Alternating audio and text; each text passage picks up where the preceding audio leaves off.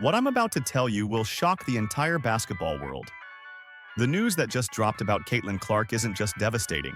It's a complete catastrophe for the WNBA. If you're a Caitlin Clark fan, you might want to sit down for this one. Because what happened behind the scenes is far worse than anyone imagined.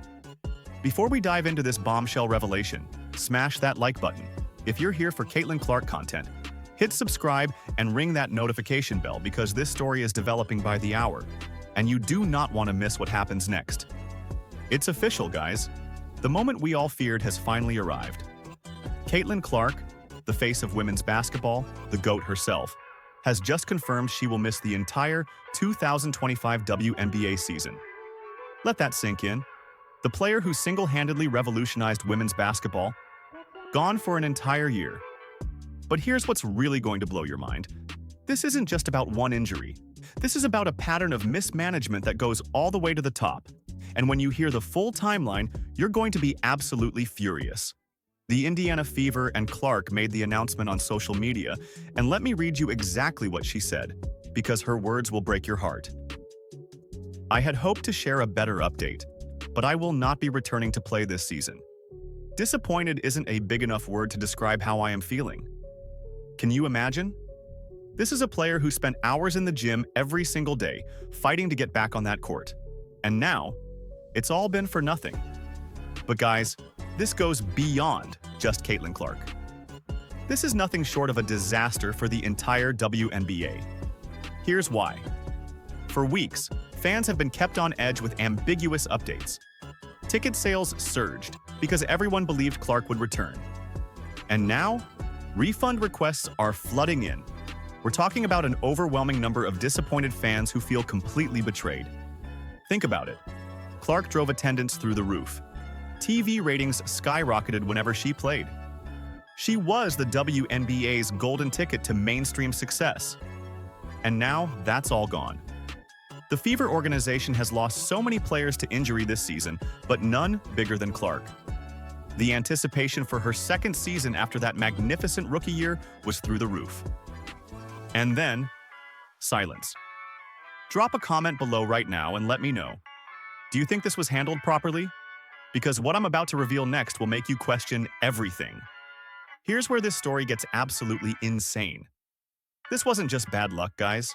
When you see the full timeline, the pattern becomes undeniable, and frankly, it's infuriating. It all started back in May. Clark began experiencing quad discomfort and even missed a preseason game. Red flag number 1.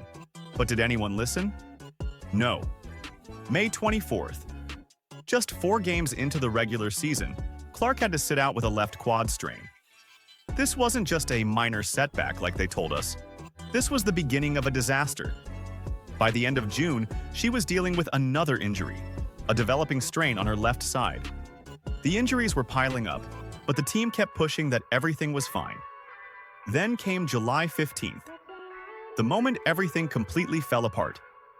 In the final minutes of a game against the Connecticut Sun, Clark sustained a right groin injury. That was it. Her season was over. But wait, it gets worse. During her recovery, she also suffered a bone bruise. Clark's body was literally breaking down, and yet the organization kept feeding fans false hope. Listen to what Fever COO Amber Cox said. Caitlin has worked so hard throughout this time, doing everything possible to recover, but ultimately time is not on our side. Time is not on our side. Are you kidding me? They knew this was coming and kept everyone in the dark. Here's what's really going to make your blood boil. The way this was handled behind the scenes. Coach Stephanie White later confirmed that Clark hadn't been participating in much contact work, despite the team telling everyone she was making progress. They were lying to the fans, to the media, to everyone. Think about this. Fans were shown glimpses of Clark jogging lightly, taking warm-up shots, laughing with teammates. These were staged moments designed to keep hope alive and ticket sales high. But medical experts knew better. Groin and quad injuries are persistent. Rushing recovery is never a good idea. Yet the team kept pushing this narrative that she was just around the corner from returning. And here's the most heartbreaking part. Clark herself was working tirelessly, spending every single day in the gym, believing she could come back. She gave everything, while the organization was setting her up for failure. When she finally spoke out, her words were devastating. Disappointed isn't a big enough word to describe how I am feeling. If that doesn't break your heart, I don't know what will.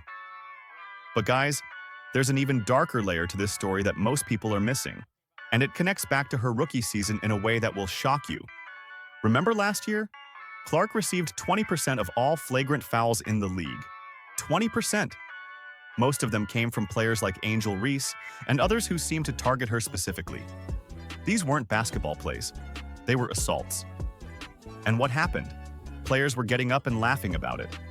Laughing about Caitlin Clark getting hurt. In any other work environment, people would go to jail for this kind of behavior. But in the WNBA, nothing. No protection. No consequences. The referees failed her. The league failed her. They bet their entire future on this one player, then allowed her to be systematically destroyed on the court. Every nationally televised game showcased hard fouls that went uncalled. Social media was going crazy asking the same question. Why isn't the league protecting their most valuable player? And now we have our answer. They weren't protecting her. They were sacrificing her for entertainment value. So where does this leave us? Clark appeared in just 13 games this season, averaging solid numbers: 16.12 points, 8.8 assists, and 5 rebounds per game. But those stats don't tell the whole story of what could have been. The WNBA has essentially lost an entire season of their biggest star. Attendance will plummet. TV ratings will crater. Sponsors will start asking serious questions. But here's what I want to know from you. And make sure you comment below with your thoughts. Do you think Caitlin Clark was failed by the system? Do you believe this was preventable? And most importantly, can the WNBA survive losing their golden goose for an entire year? The Fever organization says they're looking forward to having her back at full strength for the 2026 season. But after this disaster, can we even trust them anymore? This story is far from over, guys. There are going to be investigations, lawsuits, and serious questions about how the WNBA handles its star players going forward.